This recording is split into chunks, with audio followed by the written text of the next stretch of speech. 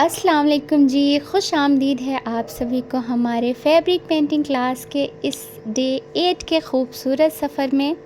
सच बताऊं तो आप लोगों ने इतने प्यारे प्यारे कमेंट्स मुझे किए हैं, जो सवाल आप मुझसे पूछते हैं उनसे मुझे बेहद खुशी मिलती है और इतनी हेल्प होती है कि मैं सोचती हूँ अगली वीडियो आपके लिए हर प्रॉब्लम्स जो है बिल्कुल आसान बना दूँ। जो आज की वीडियो में भी आपको एक बहुत बड़े कन्फ्यूज़न को दूर करने के लिए है। कमेंट्स में पूछते हैं ब्रश कौन सा ले, लोकल ब्रश से पेंटिंग अच्छी होगी भी या नहीं। तो देखिए, वैसे तो मैं हमेशा कैमल की ब्रशेस यूज़ करती हूँ, जो मेरी ऑल टाइम फेवरेट है और बहुत कंफर्टेबल है, लंबे टाइम तक चलते भी हैं। लेकिन सिर्फ आप लोगों के लिए मैंने मीशो से एक लोकल ब्रश जो है ये सेट पूरा ऑर्डर किया, जो मुझे सिर्फ 188 में मिला है। आज हम इस ब्रश से पेंट करके लाइव रिज़ल्ट देखेंगे कि इसका एक्सपीरियंस कैसा रहता है, क्या ये सच में काम के हैं या फिर पैसे बर्बाद। तो चलिए मिलकर देखते हैं। तो आज के डिज़ाइन के लिए मैंने ये फ्लैट ब्रश लिया है और साथ में मैंने मीशो से ये 0 नंबर के ब्रशेस भी लिए थे, जिसे मैं फ्लावर्स की बारीक डिटेल्स के लिए यूज़ कर चुकी हूँ। इसकी क्वालिटी मुझे बेहद पर्सनली पसंद आई है, सच में ये बहुत बेस्ट है, आप इसे ज़रूर लीजिए। लिंक आपको डिस्क्रिप्शन बॉक्स में मैं दे दूँगी। अब आते हैं आज की सबसे कमाल की टिप पर। ये देखिए, जब भी आप ब्रश में कलर ले तो उसकी क्वांटिटी इस बात पर डिपेंड करनी चाहिए कि आपका डिज़ाइन कितना बड़ा है। अगर आप बेडशीट पर कोई बड़ी डिज़ाइन बना रहे हैं तो आपका ब्रश उसके अकॉर्डिंग होगा और कलर भी उसके हिसाब से ज़्यादा लगेगा। लेकिन आज ये छोटा सा फ्लावर मैंने जो ड्रॉ किया है, आप अगर कुर्ती, कुशन कवर या किसी भी छोटी चीज़ पे डिज़ाइन कर रहे हो तो ब्रश में बिल्कुल उतनी ही क्वांटिटी में आप कलर लीजिए जितना कि मैं ले रही हूँ। आप सोचेंगे कि कम कलर लेने का फ़ायदा क्या होता है, तो सुनिए। थोड़े थोड़े से क्वांटिटी में कलर लेने का सबसे बड़ा फ़ायदा ये होता है कि कलर आपके फैब्रिक पर बहुत स्मूथली तरीके से ब्लेंड होता रहता है, कपड़ा उसे अच्छे से एब्जॉर्ब कर लेता है और एक्स्ट्रा जो कलर होते हैं ऊपर जमा नहीं होते, जो बिल्कुल पपड़ी की तरह हो जाता है। आप एक ही बार में ढेर सारा कलर उठा लेंगे ब्रश में तो फिर आप ब्लेंड भी नहीं कर पाएंगे और कपड़े पर एक मोटी और खुरदुरी सी लेयर जमा हो जाएगी, तो ड्राई होने के बाद बिल्कुल भी फ्रेश और फिनिशिंग लुक नहीं देती है।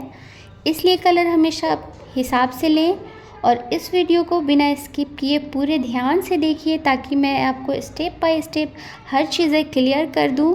इस फ्लावर की पहली पेटल में सबसे पहले इसके ऊपर के आधे हिस्से में वाइट कलर लगाते जाएंगे और साथ ही इसके बहुत अच्छे से ब्लेंड भी करते रहेंगे। ये आधा हिस्सा वाइट कलर करने के बाद बाकी के नीचे वाले हिस्से में मैं ले रही हूँ ये ब्लू कलर। नीचे की साइड में आउटलाइन करते हुए हम ये ब्लू कलर भरेंगे और जैसे ही हम ऊपर वाइट कलर की तरफ बढ़ेंगे तो देखिए कितना खूबसूरत जादू हो रहा है। वाइट कलर के ऊपर जब ये ब्लू कलर मिलता है तो वहाँ एक बेहद लाइट शेड में कन्वर्ट हो जाता है। इससे हम बहुत धीरे धीरे ऊपर की तरफ ब्लेंड करते जाएंगे। हमें वाइट कलर को बस ज़रा सा ही दिखाना है, बाकी के हिस्से को ऊपर की तरफ से अच्छे से मिक्स कर देना है। अगर आपके ब्रश में बहुत ज़्यादा डार्क ब्लू कलर होगा तो वो पूरे वाइट कलर को छुपा देगा और ये बीच में लाइट ब्लू कलर का खूबसूरत सा शेड जो उभर कर आ रहा है वो नहीं बन पाएगा। इसलिए मैं हमेशा कहती हूँ कि ब्रश में कलर हमेशा नाप तौल कर ही ले। और पेंट करते वक्त जब आप इस मोड़ पर पहुँचे और आपको लगे कि आपके ब्रश में ब्लू कलर या जो भी कलर आप यूज़ कर रहे हो वो बहुत ज़्यादा हो गया है, तो घबराने की ज़रूरत नहीं है। आप फ़ौरन अपने ब्रश को पानी में डालकर अच्छे से धो लें और कपड़े में अच्छी तरह से पोंछ लें। इसके बाद ब्लेंडिंग करना शुरू कर दें। आपका काम इससे बहुत आसान हो जाएगा। लेकिन ब्रश को कपड़े पर बिल्कुल ड्राई कर लेना है। अगर ब्रश में ज़रा सा भी पानी रह गया ना तो फैब्रिक पे बहुत तेज़ी से फैल जाएगा, आउटलाइन से बाहर निकल जाएगा और आपकी पूरी मेहनत डिज़ाइन ख़राब कर देगा। यहाँ पर आप बेहद ज़रूरी बात पर गौर कीजिएगा। ब्रश पकड़ने का तरीका आप ध्यान से देखिए कि मैंने ब्रश को किस तरीके से पकड़ा हुआ है। अगर आपका ब्रश पकड़ने का सही तरीका नहीं होगा तो पेंटिंग उससे मुश्किल हो जाती है और वक्त भी आपका ज़्यादा लगता है, कलर भी सही तरीके से ब्लेंड नहीं हो पाता। इसलिए मैं हमेशा हाथ की मूवमेंट पर ख़ास ध्यान देती हूँ। आप जब प्रैक्टिस करेंगे तो आपको ऐसा लगेगा कि इसमें बहुत टाइम लग रहा है, बहुत थोड़े से कलर लेते हैं बार बार, तो बहुत ज़्यादा टाइम भी लग रहा है और बार बार लेना पड़ रहा है। पर इसका फ़ायदा ये होता है कि आप जो भी पेंटिंग करते हो वो बिल्कुल फिनिशिंग और फ्रेश होता है। तो आप अपनी क्वालिटी पे ध्यान दीजिए, अपने काम पे ध्यान दीजिए, फिर जाके वो चीज़ अच्छी होती है। अच्छा, मैंने बोला था कि जब आपका डार्क कलर बहुत ज़्यादा होता है तो आप क्या करना है, ब्रश को वॉश करना है। तो ये यहाँ पे मेरा जो डार्क कलर था बहुत ज़्यादा था ब्रश में, इसलिए मैंने यहाँ पे ब्रश करके क्लॉथ में आपको पोंछते हुए भी दिखाया है और फिर इस तरीके से मैं ब्लेंड कर रही हूँ। तो ये सिंपल सा प्रोसेस है। आप जितना प्रैक्टिस करेंगे आपका डे बाय डे उतना ज़्यादा इन्हेंस होते जाएगा, आपका पेंटिंग बेटर होते जाएगा। कोई भी चीज़ें जो होती हैं प्रैक्टिस के साथ ही अच्छी हो जाती हैं।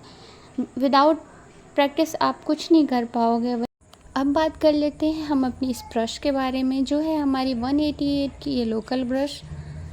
इसकी हालत ऐसी हो जा रही थी कि इसके बाल 2 हिस्सों में डिवाइड हो जा रहे थे। आधा हिस्सा अलग भाग रहा था और आधा अलग, और बीच में खाली स्पेस बन रही थी। लोकल ब्रश में अक्सर ये परेशानी आ ही जाती है। तो इसका इलाज ये है कि हम वापस अपने ब्रश को पानी से धोएंगे और कपड़े से अच्छे तरीके से पोंछ लेंगे। इसके बाद अपनी उंगलियों की मदद से इस बाल को सहलाते हुए बिल्कुल एक बराबर सीधा कर लेंगे, ताकि इसका शेप वापस सही हो जाए और पेंट करते वक्त ही हमें तंग ना करे। जब ब्रश की हेयर अच्छे शेप में आ जाए तो ही दोबारा इस पे आप अपने कलर को लोड कीजिए। इस लोकल ब्रश में एक और जो कमी मैंने महसूस की वो ये कि इसे जब हम वाटर के साथ इस ब्रश को धुलते हैं तो इसका जो हेयर होता है इसका पानी जल्दी बाहर नहीं आता। तो इसे चेक करने के लिए आप क्या करोगे कि एक आप अपने ब्रश को धो कर के कपड़े में पोंछ लो और फिर इस पर कलर थोड़ा सा लोड करो, और आप सीधे डिज़ाइन पर अप्लाई नहीं करो। किसी दूसरे रफ़ कपड़े पर एक छोटा सा डॉट बनाकर देखो। अगर कलर फैल रहा है तो समझ जाइए कि ब्रश में अभी भी पानी छुपा हुआ है, और फिर ब्रश को दोबारा कपड़े से अच्छी तरह से साफ़ कर लीजिए, ताकि सारा पानी आसानी से बाहर निकल जाए और आपकी पेंटिंग अच्छे से सेफ हो। आई होप जिसने ये कमेंट में ब्रश और कलर वाले सवाल पूछे थे उन्हें आज उनका जवाब मिल गया होगा और इस टिप से उन्हें बहुत हेल्प मिली होगी। अगर आप वीडियो को देख कर के डे बाय डे प्रैक्टिस करते रहेंगे रेगुलर, तो इंशाल्लाह आप बहुत जल्दी मेरे से भी ज़्यादा बेहतरीन तरीके से पेंटिंग करना सीख पाएंगे, क्योंकि कोई भी चीज़ें प्रैक्टिस के साथ ही नीट और फिनिशिंग आपको चीज़ें क्रिएट करके देती हैं। जब जितना आप फ्रेश पेंटिंग करोगे, जितना आप प्रैक्टिस करोगे, उतना आपके लिए बेस्ट है। ये डिज़ाइन देखने में बेहद सिंपल था। इसकी फ्लावर ये बहुत ही ब्यूटीफुल बनती है, बट आप किस तरीके से इसे ब्यूटीफुल बना सकते हैं आपको वीडियो को देखना पड़ेगा पूरी तरीके से, ताकि आपको पता हो कि कौन से पेटल में कहाँ पे कलर कितना ज़्यादा होना चाहिए, कहाँ पे कम होना चाहिए, कहाँ डार्क होना चाहिए। तभी जा कर के आप एक ऐसी अच्छी फ्लावर ड्रॉ कर पाओगे और पेंट कर पाओगे।